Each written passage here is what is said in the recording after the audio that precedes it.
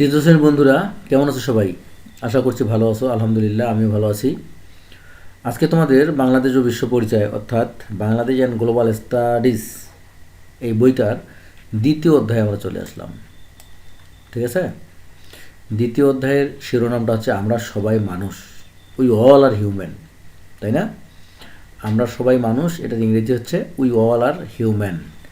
মিলেমিশে থাকা, living in harmony. আমরা সবাই মানুষের প্রথম যে পয়েন্টটা, এটা হচ্ছে মিলেমিশে থাকা। মিলেমিশে থাকার ইংরেজি হচ্ছে লিভিং ইন হারমোনি। এখানে দেখো বিভিন্ন পেশার মানুষ আমাদের দেশে। তো এখানে নিচে লেখা আছে সমাজে বিভিন্ন পেশা, ডিফারেন্ট অকুপেশনস অফ সোসাইটি। এরপরে ভিন্ন নৃগোষ্ঠী ও বাঙালি, ডিফারেন্ট এথনিক গ্রুপস অ্যান্ড বাঙালি। এটা হচ্ছে বিশেষ চাহিদা সম্পন্ন ব্যক্তি, যে মানুষগুলো কি আমরা আমরা আমরা সাধারণত বলি কি প্রতিবন্ধী, তাই না? প্রতিবন্ধী না বলে আমরা এখন বলি স্পেশাল নিডস। ঠিক আছে? বিশেষ চাহিদা সম্পন্ন ব্যক্তি, ওটাকে বলা হচ্ছে পারসন উইথ স্পেশাল নিডস। ঠিক আছে? আমি ইংরেজি শব্দগুলো দিচ্ছি, তোমাদের 10টা শব্দ শুনে যদি একটা শব্দ মনে থাকে, এবং মনে থাকারই কথা, অবশ্যই মনে থাকবে, তাহলে তোমাদের ভবিষ্যতে অনেক কাজে লাগবে এটা। বিভিন্ন ধর্মাবলম্বী জনগোষ্ঠী, people of different religion. Religion মানে ধর্ম। ঠিক আছে? এখন এইগুলো ছবিগুলো আমরা দেখেই বুঝতে পারতেছি। সমাজের বিভিন্ন জনগোষ্ঠী, different communities in the society. কেমন? বিভিন্ন পেশার মানুষ, পিপল অফ ডিফারেন্ট অকুপেশনস। বিভিন্ন নৃগোষ্ঠীর মানুষ, different people of ethnic group. Ethnic group মানে নৃগোষ্ঠী। পিপল অফ ডিফারেন্ট রিলিজিয়ন, বিভিন্ন ধর্মের মানুষ। বিশেষ চাহিদা সম্পন্ন মানুষ মানে পিপল অফ স্পেশাল নিডস। এগুলো এই কাজগুলো আমাদের এখানে করতে হবে। ঠিক আছে? এই কাজগুলো আমরা করব। এই রিডিংটা পড়ে নেব, বাম পাশের থেকে ডান পাশ মিল করব। সম্প্রীতি রক্ষার উপায়, ওয়েস টু মেইনটেইন হারমোনি। হ্যাঁ, আমাদের কাজগুলো এই পর্যন্ত, এই টেবিল পর্যন্ত, আমাদের 15 পৃষ্ঠা পর্যন্ত কাজগুলো আমরা করব। ঠিক আছে? এই ছকের ইংরেজি কি? টেবিল। আমি যে কাজগুলো করব, what I will do and what I will not do. ঠিক আছে? চলো আমরা এই কাজগুলো করে ফেলি। দেখতে পাচ্ছ এখানে আমাদের দ্বিতীয় অধ্যায়ের কাজগুলো 13, 14, 15 পৃষ্ঠা। ক, খ, গ, ঘ। যেটা হচ্ছে আমরা সবাই মানুষ, we all are human. Right? তো আমার এই চ্যানেলে আমি তোমাদের বাংলাদেশের বিভিন্ন জেলা থেকে তৃতীয় শ্রেণীর অনেক স্টুডেন্ট ভর্তি হয়েছে আমার কাছে অনলাইনে পড়তে, ইংলিশ এবং অঙ্ক। পাশাপাশি বাকি সব সাবজেক্টগুলোর পরীক্ষা নেব এবং হ্যান্ড নোট দেওয়া শুরু করে দিয়েছি অলরেডি। তোমরা যারা আমার এখানে পড়তে আগ্রহী, তারা এই নাম্বারে আমাকে সরাসরি ফোন করতে পারো অথবা হোয়াটসঅ্যাপে নক করতে পারো। চলো আমরা কাজগুলো করে নিই।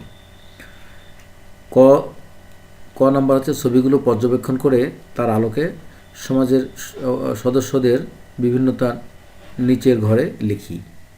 সমাজের বিভিন্ন জনগোষ্ঠী। ঠিক আছে? Different communities in the society, তাই না? বিভিন্ন পেশার মানুষ, কৃষক, জেলে, ডাক্তার, শিক্ষক। এখানে তোমাদের মতো করে যে পেশাগুলো তোমাদের লিখতে ইজি হবে সেগুলো লিখবে। নৃগোষ্ঠীর মানুষ মগ, চাকমা, মারমা, খাসিয়া, মণিপুরি। ঠিক আছে? ধর্মের মানুষ হিন্দু, বৌদ্ধ, খ্রিস্টান, মুসলমান, তাই না? বিভিন্ন চাহিদা সম্পন্ন মানুষ, বুদ্ধি প্রতিবন্ধী, শারীরিক প্রতিবন্ধী, তাই না? তারপরে কি মানে শারীরিক প্রতিবন্ধী বলতে কারো দেখা যাচ্ছে কেউ দেখে না, চোখে দেখে না, কেউ কানে শোনে না, কেউ কথা বলতে পারে না, এরকম আর কি। আচ্ছা, ওকে। এটা এই কাজটা হচ্ছে এইটুকুই। হ্যাঁ, তোমাদেরকে বিভিন্ন পেশার মানুষের মানে কয়েকটা পেশা লিখতে হবে। তারপর নৃগোষ্ঠী বলতে যারা আমাদের যে ক্ষুদ্র নৃগোষ্ঠী বা উপজাতি আমরা যাদেরকে বলি, হ্যাঁ, তাদের এখানে কয়েকটা নৃগোষ্ঠীর নাম লিখতে হবে। বিভিন্ন ধর্ম, এটা তো বুঝতে পারতেছি। ঠিক আছে? তারপর চাহিদা সম্পন্ন বিশেষ চাহিদা সম্পন্ন বলতে যারা ব্রেনে সমস্যা অথবা শারীরিক কোনো, কেউ হাঁটতে পারে না, কারো মানে হাত চলে না, কারো কান শোনে না, কারো মানে চোখ দেখে না, এরকম আর কি। ওকে। এরপরে দেখো বাম পাশের বাক্যাংশের সাথে ডান পাশের বাক্যাংশের মিল করি, ম্যাচিং, তাই না? আমাদের সমাজে আমরা ধনী দরিদ্র, তারপরে কয়ের সঙ্গে বন্ধুদের সাথে আনন্দে মেতে ওঠে, এরকম কি দেখো তো। বাংলাদেশে বাঙালি ও বিভিন্ন, আমাদের সবাইকে শ্রদ্ধা করতে হবে। এটা এলোমেলো করে দেওয়া আছে, আমাদেরকে সাজাবো, এই যে সাজিয়ে নিচ্ছি এখানে। আমাদের সমাজে আমরা ধনী দরিদ্র একসাথে বাস করি। বাংলাদেশে বাঙালি এবং বিভিন্ন ক্ষুদ্র নৃগোষ্ঠী বাস করে। মিলেমিশে থাকতে হলে আমাদের সবাইকে শ্রদ্ধা করতে হবে। বিভিন্ন উৎসবে শিশুরা বন্ধুদের সাথে আনন্দে মেতে ওঠে। এরপরে দেখো গ নম্বরটা, পরি ও সম্প্রীতি রক্ষার উপায়সমূহের তালিকা তৈরি করি। সম্প্রীতি রক্ষার উপায়, তাই না? তো বিভিন্ন অনুষ্ঠানে অংশগ্রহণ করে সম্প্রীতি রক্ষা করা যেতে পারে। অন্যের বিপদে সাহায্য করে, সামাজিক ধর্মীয় অনুষ্ঠানের শুভেচ্ছা জানিয়ে, পরস্পরের কৃষ্টি কালচারকে শ্রদ্ধা করে, সমবয়সীদের সাথে বন্ধুত্বপূর্ণ সম্পর্ক বজায় রেখে, এভাবে আমরা সম্প্রীতি রক্ষার উপায়, এই উপায়গুলো মেনটেন করলে, এই উপায়গুলো মেনে চললে আমরা আমাদের মধ্যে সম্প্রীতি রক্ষা হবে বলে আমি মনে করি। তো ঠিক আছে।